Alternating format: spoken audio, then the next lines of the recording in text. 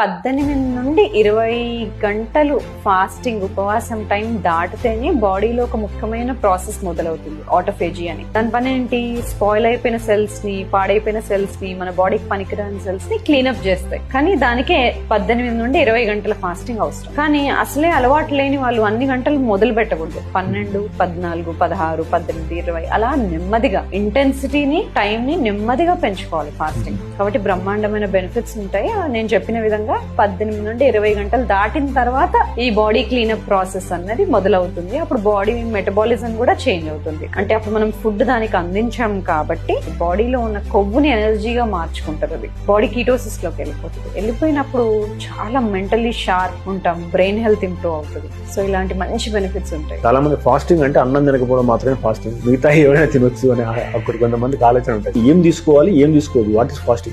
Fasting అంటే stomach కి ఏమీ ఇవ్వకపోవడం. ఓన్లీ వాటర్ ఇస్తే వాటర్ ఫాస్ట్ అంటాం.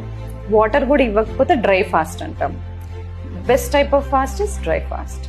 Water fast is not bad. Second, you can do water fast.